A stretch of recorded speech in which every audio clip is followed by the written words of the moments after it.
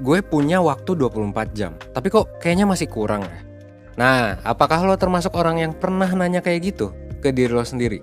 Pagi hari mungkin lo memulai dengan mengerjakan tugas. Sayangnya meski udah lama banget dikerjain, pas lo lihat lagi progres tugasnya, ternyata masih stuck ngerjain tugas yang sama seharian.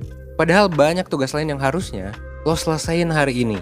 Kayak misalnya lo harus meeting, lo harus masak, belum lagi lo harus bersih-bersih rumah, dan mungkin nelpon pacar gitu. Belum lagi kalau lo ngerasa semua kegiatan atau tugas itu adalah prioritas yang penting gitu. Dan lo kan cuma punya waktu 24 jam ya buat ngerjain semuanya. Hal ini mungkin bikin lo bingung sama tugas mana yang harus diutamakan dan mana yang bisa dikerjain nanti. Terus lo jadi mikir, emang bisa ya 24 jam ini semua halnya itu, semua tugas gue itu gue selesain?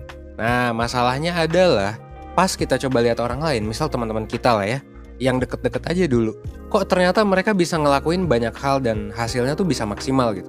Kenapa ya mereka bisa jago banget di banyak hal dalam 24 jam? Tapi kenapa kalau kita sendiri susah?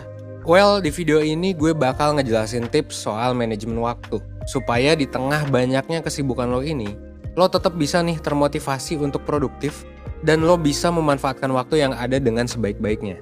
Makanya saran gue, lo tonton video ini sampai habis biar lo dapat keseluruhan insight-nya tentang gimana memanage waktu. Nah, ada hal mendasar yang perlu lo ketahui tentang manajemen waktu. Kunci manajemen waktu yang sukses sebenarnya adalah seberapa kuat motivasi lo buat mengatur waktu supaya lo bisa lebih produktif.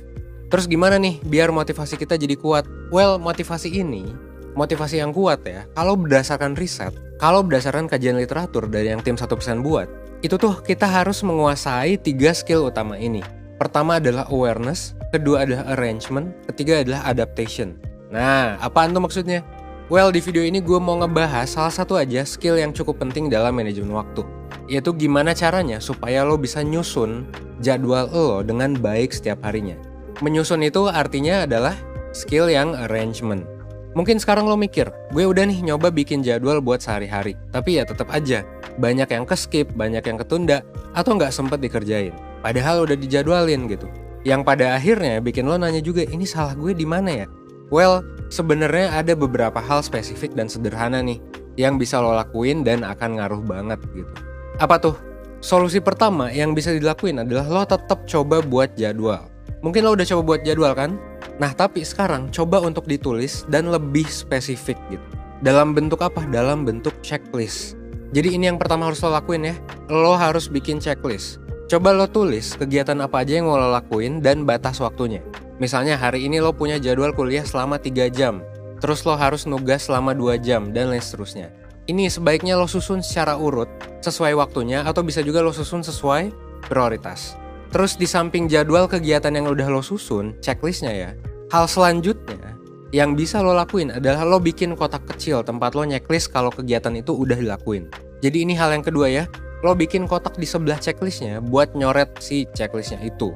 Biasanya ada rasa puas dan lega ketika lo checklist kegiatan-kegiatan yang ada di jadwal itu. Ini juga bisa bikin lo jadi tambah semangat buat nyelesain tugas-tugas yang lain gitu. Kalau kata Gawande dalam bukunya The Checklist Manifesto, bikin checklist itu jadi cara simple dalam manajemen waktu karena bakalan bikin kita lebih fokus, satu ya, sama prioritas kegiatan.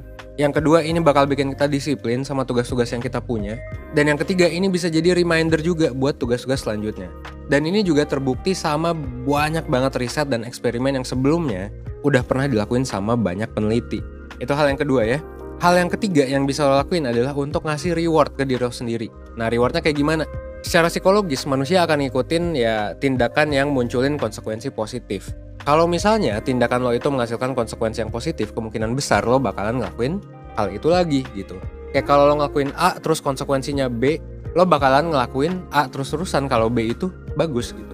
Nah, efek kayak gini itu bakalan ngaruh banget kalau konsekuensi positif atau kalau reward yang lo dapet itu lo dapetin sesegera mungkin. Intinya, secara gak langsung, lo termotivasi buat ngelakuin sesuatu karena lo tahu abis itu lo bakal dapet rewardnya. Makanya, setelah semua kegiatan selesai, sesuai dengan batas waktunya, lo bisa pakai sisa waktu yang ada buat istirahat atau buat entertainment, buat hiburan gitu. Misalnya, di hari itu lo berhasil nyelesain tugas kuliah. Abis nyapu ngepel rumah, beres tuh. Dan lo habis meeting organisasi atau meeting kerjaan sampai sore sesuai dengan batas waktu yang udah lo bikin.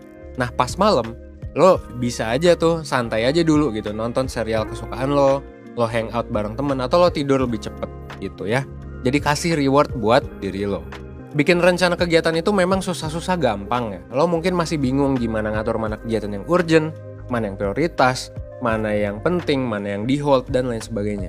Hal yang tadi gue bilang sebenarnya baru 3 hal sederhana doang. Padahal sebenarnya banyak nih hal lain yang bisa lo pelajari dari gimana caranya memanage waktu dengan baik gitu ya.